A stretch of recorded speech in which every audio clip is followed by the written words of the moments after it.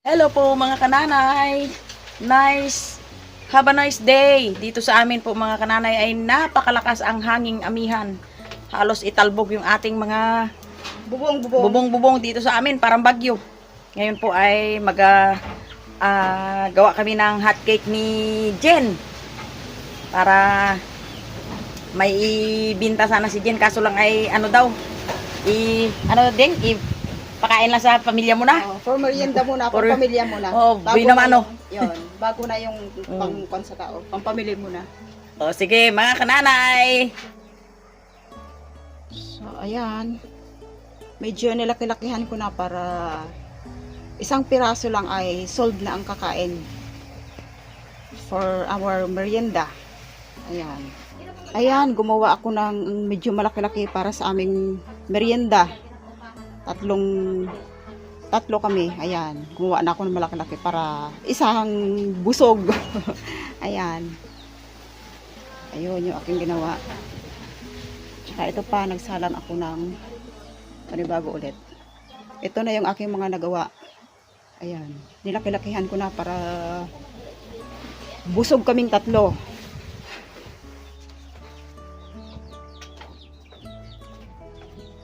Ayun, gumawa ako ng malaki para kay ka-sister kasi talagang big rin yung mga size. Kaya kailangan ay big rin ang size. May tagakain? Ayan. Oo.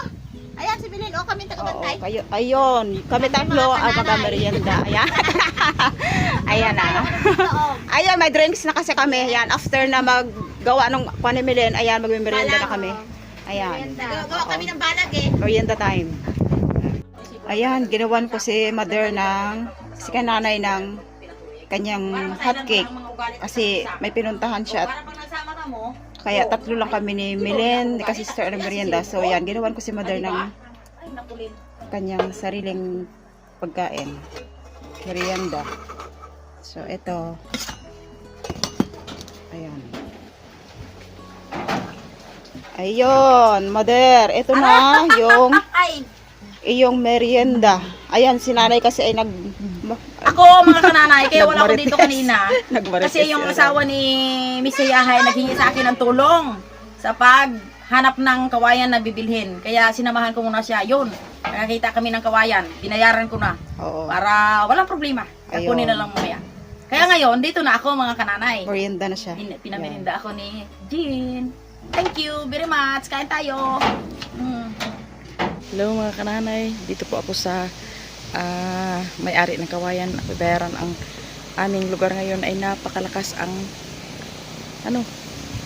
amihan. So tingnan mo po ang kawayan, parang bagyo na. Ayan.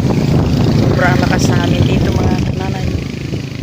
Kaya ito ang mahirap dito ang pangisdain sa sobrang lakas ng hangin. Yan. Punta po ako dito sa may-ari ng kabayan para bayaran yung nakuha namin ng manugang ko kanina. Ay aming nabiling kawayan. Yan. Bali 70 po ang kabayaran yan. Yan ang nabili ng manugang ko. Yan ang kinuha namin kanina. Yan. Ito Teo. Naku. Dito, nababali. Ha? Nagkaganyan, gawa ng hangin. Oo nga, tingnan mo. Aroy, ang hangin talaga daw, bagyo. Yan. Pag may ulan ay bagyo. Bagyo nga. Kung may ulan na yan, Ulan, dami. ulan. Oo. Yan, hindi na maintindihan eh. Nung sa amin nga tapat, natumba na ang saging. Ako naman.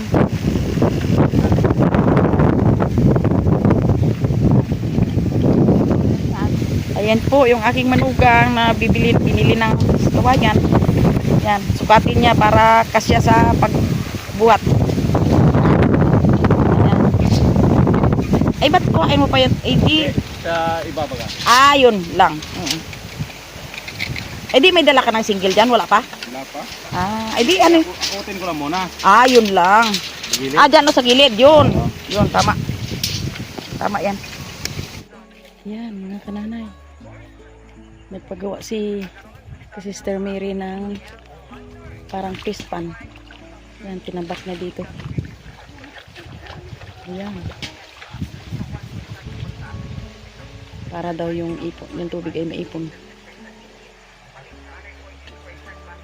Yan. Ito yung kanyang area ni Sister Mary.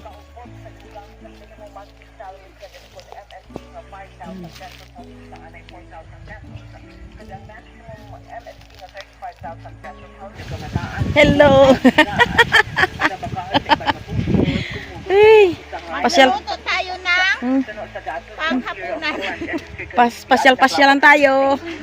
Sa lakas ng amihan. Yan. Aroy. Anong ilagay niyan, Mek? Sardinas? Siyempre, wala tayong Yun. ulam. Masarap din daw yan, sardinas. Oo, masarap to. Oo. Luto tayo. Ayun. Di ba ako nakakain? Ha? Hindi pa. Ay, anong oras na ito? Mag alas 4 na. Nagtulog. Ayun lang. Yan talaga. Yan. Wala namang oras yung Yan. kain. Basta nagutom kain. Tawa. Basta nagutom Oh. kain. Tulingan ako dito. Ayun, maganda. Yan, oh, ang mga Kainin ni Hanap niya ay pag-uwi. tama. Dito sila magkakain. Ayun. Ganda. Yan. Wala kang panay. Nagtulog ka? Saglit lang. Tapos nagpunta ako doon sa may kawayan. Doon, naghahakot si Rian ng kawayan. Ay, Ayan na mga karanay, ang fishing brother. Yan, nag-uwi na sila. Kasi kanina, tambak ang kanilang huli. Dinala na sa bayan. Balik uli ngayon. Aywan ngayon kung may huli pa sila. Yan. Huli na sila. Pauwi na. Ah. Roy. Nakano na nakasi. Nakasi na yan. Yan, Ayun. ang huli ng fishing brother. Dalawang Oh, box mga kapatid. aroy. Dami oh, dalawa. Sagad Sagad ang pagkahilo. Meron sakit na yan? Wala. Wala? Wala. Pero sagad na sa ilalim. Ay, oo, sagad yan. Ilalim. Aroy, ganyan kalalaki. Oo. Malalaki. Aroy. Yun. Yan, Okay. ang daming isda. So yun mga kabrothers. Jackpot ang ano, ang pangisda nila. Abaw. Wala pang luto. Binta ulit ito. Sila matabinta niyan doon sa bayan pa malayo. So bawi na lang tayo na naman sa next video.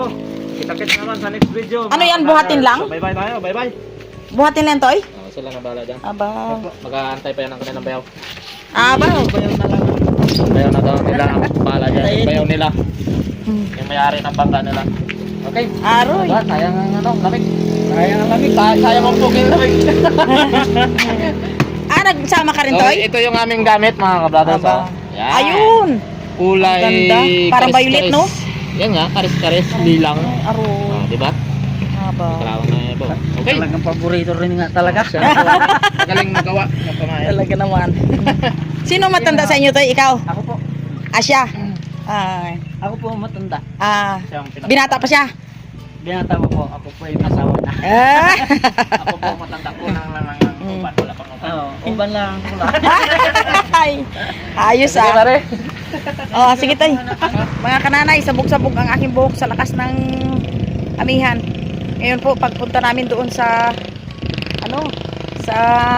nagtingin kami ng isda ng fishing brother na sangkateutak. Ang isda nila, sunod-sunod na ang pahuli nila. Ngayon umuwi ako. Ngayon po ay may isda kami. Ihawin namin ni Jen at tamalan namin ng saging na dinaga. Kung ano ito, kung lagain o kung ihawin. Ayan po, tara mga kananay. Ayan. Yan mga kananay. Ang huli ng fishing brother. Oh, binigyan kami ni Jen. Ngayon ay ihaw po kami. Na with ding? Ihawin natin itong saging o lagain? Lagain. Ito mga kananay ang saging. Ayan po. Mag-iihaw na po kami. Nag-iihaw po kami ni kananay, ni mother ko, para sa aming hapunan. Ayan. Ayan. Inihaw Oh. lang muna kami para simpleng inihaw with saging. Oh. Papakin lang namin mga kananay. Ayan po. Baliktabin ko na yung inihaw kong sariwang Tulingan. tulingan. Wow, ang ganda. Ayan. Yan. Ito na siya. Yan oh. Yan, ang Luto ganda na yung ng sa gilid. tulingan. Dahil siya ay sariwa, kaya naisipan kong ihawin na lang kasi talagang sariwang-sariwa at kumikintab pa yung mata sa sariwa ng isda na ito. Tama. Kaya masarap siyang inihaw. Oo. Sausaw sa suka yung mamaya at nakwan ah. Ayan, Ayan. Oh, sige. luto na po yung ating inihaw na tulingan. Ayan. Okay na siya at hanguin ko na. Ayan. Ayan. Sabayan niyo po kami ni Mother sa aming hapunan. Hi mga kananay, kain na po kami ni Jen. Yun, dito lang kami kakain sa upuan namin. Yan ang aming kakainin. Parang merinda lang namin mga kananay. Okay, kain na po kami. Ito lang po yung aming hapunan. Yan, Ayan, isda with saging. Inihaw na saging. isda. Yan. Thank you Lord sa lahat ng mapapala araw-araw. In Jesus name, Amen. O, kain na tayo. Let's eat na. Sige. Kain na tayo. Kami lang po ni Nana yung maghapon kasi yung mga bata po ay 5 pa po ng hapon ko pinakain na. Ayan.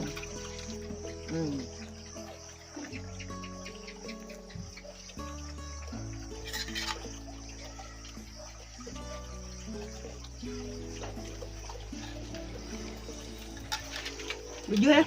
Ito ko mo. Enggak. Kain pa tayo.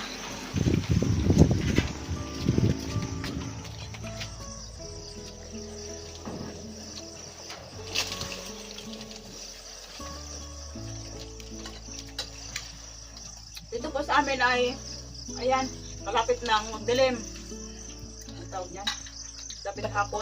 Takip silim. Takip silim. Ano? Takip silim na hapon. Ano yan ba?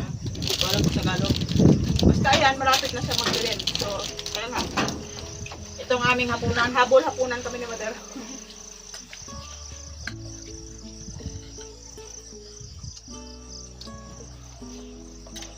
Aming sasawan mga kananay ay suka ng niyog na may sibuyas. Sa amin dito mga kananay ay talagang parang bagyo. Malakas ang amihan talaga. Pero kahit malakas ay, yun, pahuli pa. Daming pahuli ng isda na tulingan. Daming pahuli kanina ng mga fishing brother. Talagang kon talaga. Kaya, puro tulingan muna kami.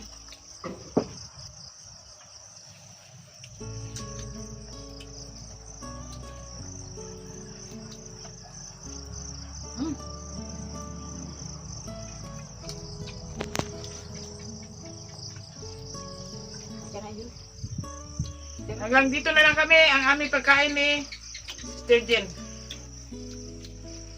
Enjoy kami sa pagkakain. Kanina ang huli ng fishing brother ay talagang marami talaga kaya binigyan kami ng pang-ihaw.